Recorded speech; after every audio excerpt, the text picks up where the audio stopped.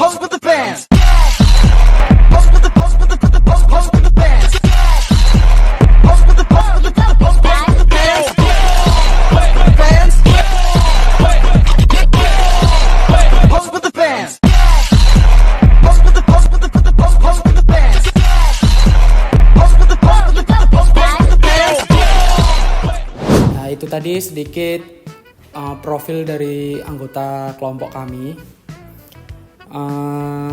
Selamat malam semuanya. Perkenalkan, nama saya Muhammad Vika Junugroho dengan NIM 2211013134. Kami dari kelompok 7 akan membawakan hasil analisis kami tentang PT Unilever Indonesia Tbk menggunakan BCG Metric. Tujuan kami adalah melihat posisi tiap produk Unilever berdasarkan pangsa pasar relatif dan pertumbuhan pasarnya, supaya bisa menentukan strategi yang paling cocok dan tepat untuk masing-masing produk. Jadi ini sedikit profil perusahaan Unilever.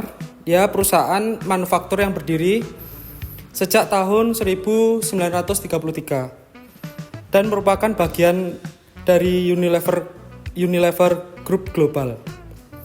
Moving Customer Good atau FMCG dengan produk yang kita kenali sehari-hari seperti Lifebuoy, Pepsodent, Rinso, dan Blueband. Karena banyaknya lini produk dengan performa yang berbeda-beda, maka BCG Metric paling cocok digunakan untuk menganalisis portofolio produknya. Baik, selamat malam. Nama saya MB Masaputra, NIM 22111024311152. Di sini saya akan menjelaskan slide ini. Langkah pertama adalah menghitung pertumbuhan pasar dari data penjualan 2023 sampai 2024. Kita dapat lihat bahwa Lifebuoy tumbuh 8%, Pepsodent 7%, Rinso 4%, dan Blueband 3%. Artinya, Lifebuoy dan Pepsodent berpotensi, Blueband 3%. Artinya, Lifebuoy dan Pepsodent beroperasi di pasar dengan pertumbuhan yang cukup tinggi. Sedangkan Rinso dan Blueband pertumbuhannya lebih rendah. Selanjutnya, kita akan menghitung pangsa pasar relatif, yaitu perbandingan antara penjualan produk dengan penjualan pesaing utama. Hasilnya, Lifebuoy 1,22, Pepsodent 1,15, Rinso 0,83, dan Blueband 0,66. Nilai di atas 1 menunjukkan posisi dominasi di pasar, sementara di bawah 1 berarti pangsa pasarnya masih lebih kecil dari pesaing. Baik, slide selanjutnya. Oke, selanjutnya saya Angga Pramuja dengan NIM 22111024311171. Jadi dari dua indikator tadi kita masukkan ke dalam BCG Matrix. Hasilnya Lifebuoy berada di posisi star, Pepsodent di cow, Rinso question mark, dan Blueband dog. Ini membantu kita melihat mana produk yang harus dipertahankan dan dikembangkan atau mungkin dievaluasi. Selanjutnya, Oke, perkenalkan, nama saya Muhammad Basyo Albiari Patarani dengan NIM 221110231468. Di sini, di slide ini saya akan menjelaskan menunjukkan posisi 4 produk utama Unilever dengan dalam BCG Metric berdasarkan 2 hal, yaitu pertumbuhan pasar dan pangsa pasar relatif.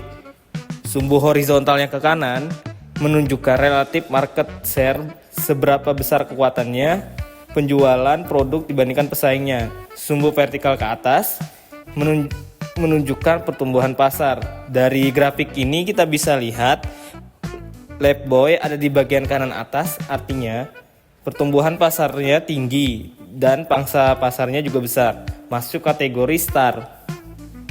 Pepsodent ada di kanan bawah, pangsa pasar tinggi tapi pertumbuhan pasar sudah mulai stabil. termasuk Casco. Rinso ada di kiri atas, menunjukkan pertumbuhan pasarnya cukup tinggi, tapi pangsa pasarnya masih kecil. Jadi Quest Smart Blue Band ada di kiri bawah, pertumbuhan dan pangsa pasar sama-sama rendah, masuk kategori dog. Jadi dari sini kita bisa tahu produk mana yang perlu dikembangkan lebih lanjut dan mana yang sebaiknya kita evaluasi. Oke, perkenalkan nama saya Irfaca, NIM 2211 12431044. Di sini kesimpulannya, dengan penerapan matriks BCG, PT Unilever Indonesia Tbk dapat mengoptimalkan alokasi sumber daya dan strategi produknya. Fokus utama diarahkan pada produk dengan kinerja tinggi, Star and Cash Cow, sambil melakukan penyesuaian terhadap produk dengan potensi yang rendah, Question Mark and Dog. Oke. Terima kasih. Assalamualaikum warahmatullahi wabarakatuh. Nama saya Zagino Razak. NIM saya 221110243164. Nah, di sini saya akan menjelaskan tentang rekomendasi strategi. Jadi ada beberapa. Yang pertama, untuk posisi Lifebuoy sebagai posisi star. Jadi strateginya investasi agresif dan ekspansi pasar. Yang pertama, lanjutkan inovasi produk, varian baru, membuat kemasan yang ramah lingkungan. Yang kedua, tingkatkan pemasaran digital untuk menjangkau Gen Z dan milenial. Yang ketiga, ekspansi ke pasar luar negeri, contohnya ke Asia Tenggara yang lebih luas, ke Afrika, ke Eropa, dan yang lainnya juga. Terus yang terakhir itu memperkuat kolaborasi dengan institusi kesehatan untuk edukasi cuci tangan dan gaya hidup yang sehat. Nah, selanjutnya itu ada brand Pepsodent. Nah, di sini Pepsodent berada di posisi Cash Cow. Untuk strategi yang kami berikan itu ada yang tentang optimasi dan efisiensi. Yang pertama, pertahankan pangsa pasar melalui brand loyalty dan CSR. Misalnya kampanye senyum sehat dan membuat event-event besar tentang membersihkan gigi dan segala macamnya. Yang kedua, minimalkan biaya produksi melalui teknologi baru dan efisiensi supply chain. Dan yang terakhir, perkuat kanal distribusi modern dan e-commerce. Sekian dari saya, terima kasih. Perkenalkan, nama saya Falahul Alifatan Azraki, NIM saya 221110231095. Nah, saya sebagai untuk menjelaskan rekomendasi strategi. Jadi yang pertama itu Rinso, posisinya sebagai question mark. Strategi yang digunakan untuk seleksi investasi dan reposisi pasar. Yang pertama, tingkatkan diferensiasi, misalnya Rinso anti bau atau antibakteri. Yang kedua, perluas penetrasi di pasar luar kota dan pedesaan. Yang ketiga, fokus promosi pada nilai tambah. Yang keempat, evaluasi ROI. Jika pertumbuhan tetap rendah dalam 1-2 tahun, alihkan dana ke produk lain. Lalu Blue Band yang posisi sebagai dog. Strategi evaluasi dan diversifikasi. Yang pertama, lakukan riset pasar, apakah masih relevan untuk generasi muda. Yang kedua, coba reposisi sebagai produk healthy spread, plant-based rendah lemak. Yang ketiga, jika tetap stagnan, pertimbangkan penghentian atau merger dengan brand lain. Burung perkutut, burung cendrawasih. Terima kasih.